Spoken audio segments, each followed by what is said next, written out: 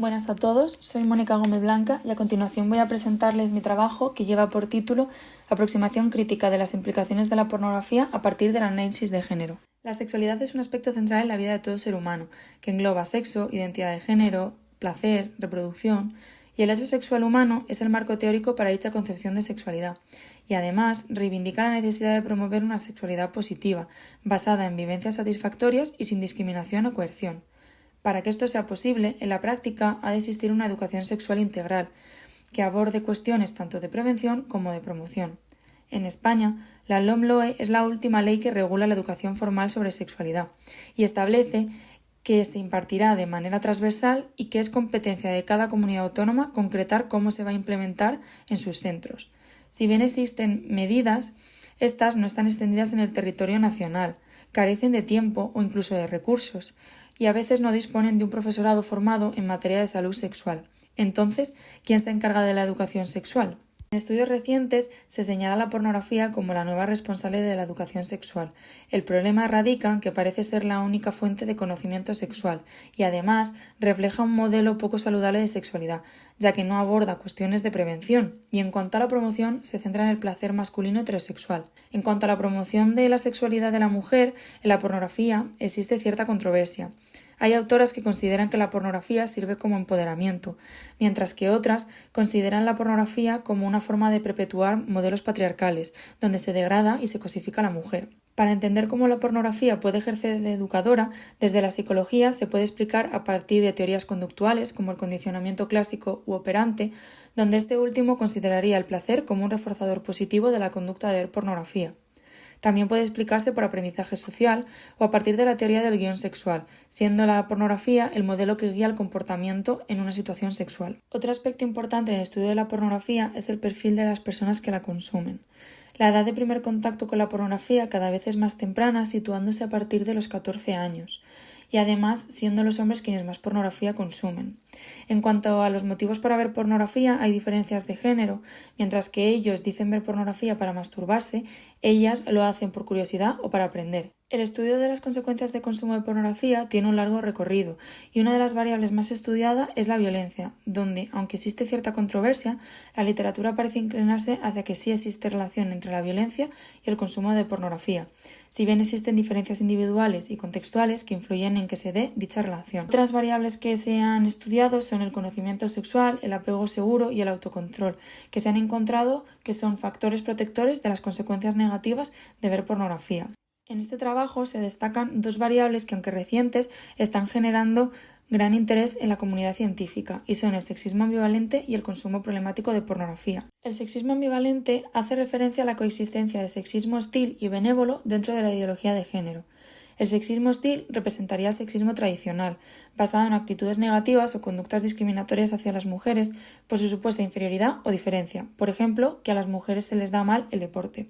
Por su parte, el sexismo benevolente incluye actitudes estereotipadas, pero con un tono de afecto positivo para el receptor, lo que incita a llevar a cabo conductas prosociales o de búsqueda de intimidad.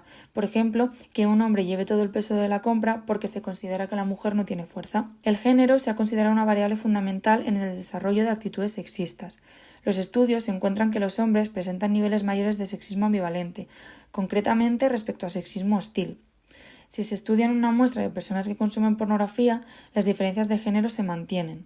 En cuanto al sexismo benevolente, no hay diferencias tan destacadas entre los géneros. Por otro lado, el consumo problemático de pornografía se caracteriza, entre otras cosas, por un consumo frecuente que interfiere en otras áreas importantes de la vida, una pérdida de control sobre la conducta, cambios en el estado de ánimo. Entre las consecuencias directas del consumo de pornografía se encuentra el desarrollo de tolerancia al contenido, la distorsión de la realidad sexual y el deterioro del placer.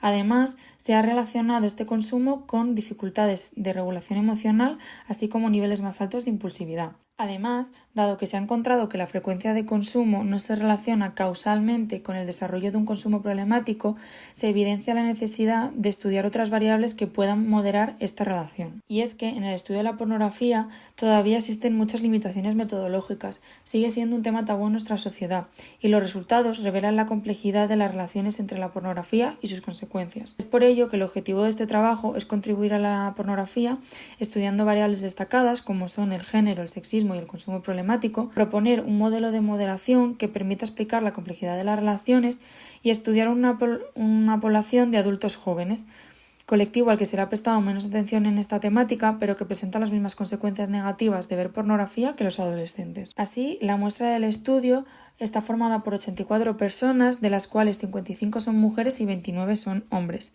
Para recoger la muestra se utiliza la técnica de muestreo no probabilístico de bola de nieve y se emplea un cuestionario online que consta de preguntas sociodemográficas, preguntas sobre el consumo de pornografía y 2 cuestionarios validados al castellano, la escala reducida de consumo problemático de pornografía y el inventario de sexismo ambivalente.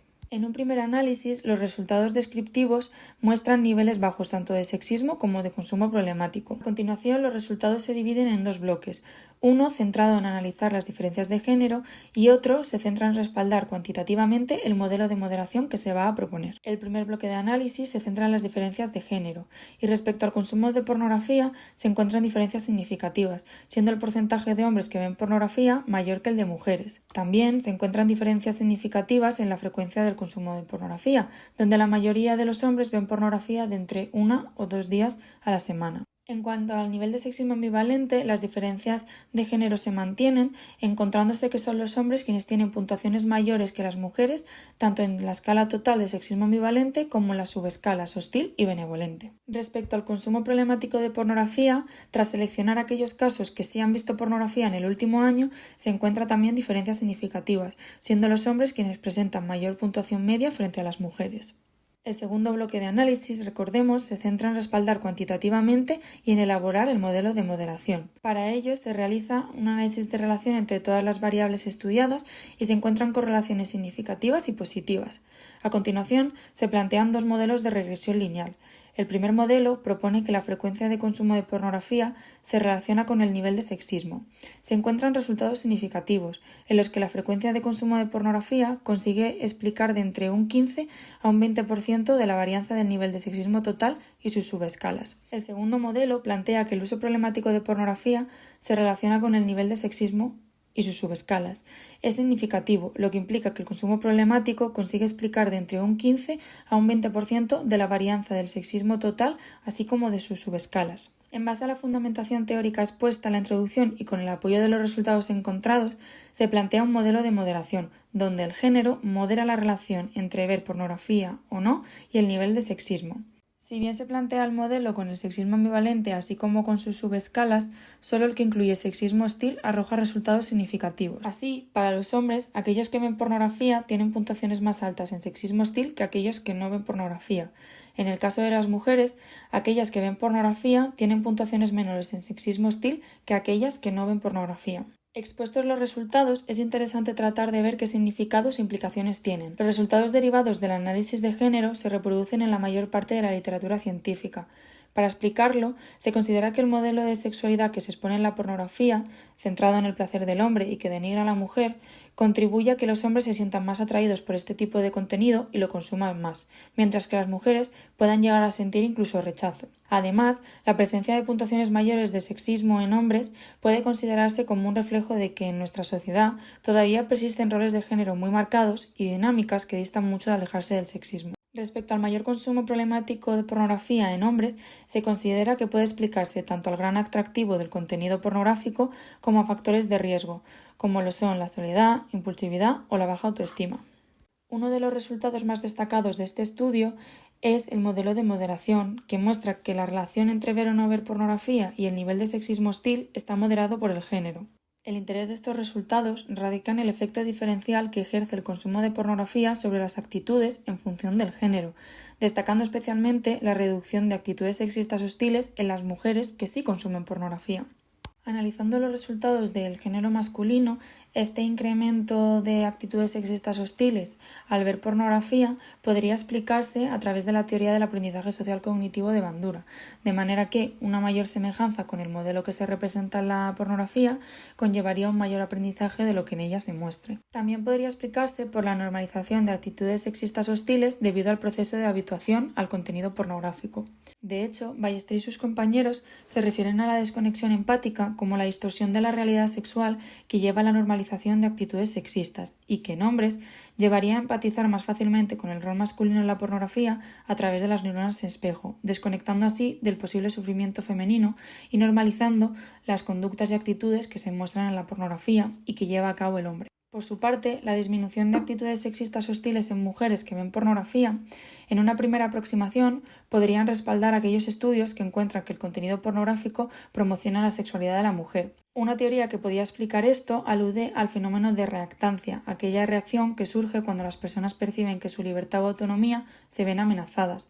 Así, las mujeres, al visualizar contenido pornográfico, podrían reaccionar contra los roles de género y contra el modelo de sexualidad impuesto, disminuyendo sus actitudes sexistas hostiles. Sin embargo, con los datos de este estudio no se puede afirmar que la pornografía promocione la sexualidad de la mujer, ya que por un lado la disminución de actitudes sexistas hostiles no es suficiente para promocionar una sexualidad positiva y por otro, la pornografía sigue mostrando un modelo de sexualidad poco saludable. Es por ello que la interpretación de estos resultados requiere de mayor investigación para poder determinar si la pornografía, mediante la modificación de alguno de sus aspectos, podría considerarse una verdadera herramienta de promoción de la sexualidad positiva.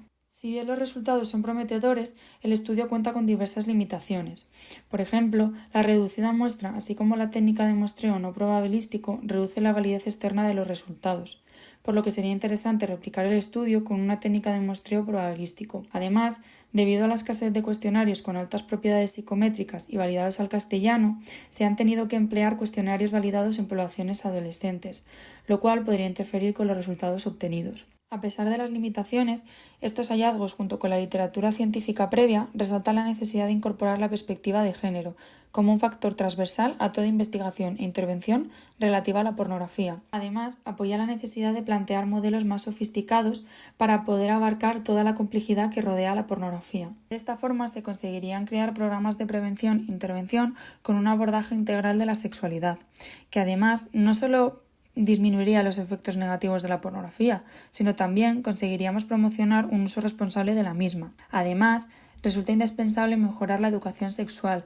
para que ésta aborde tanto cuestiones de prevención como de promoción. Este estudio también pone en alza la necesidad de ampliar el colectivo de edad tanto a adolescentes como a jóvenes adultos. Con todas estas medidas se conseguiría no solo una verdadera promoción de la sexualidad positiva, sino que promocionaríamos un bienestar psicológico y sexual en todas las personas. Muchas gracias por vuestra atención.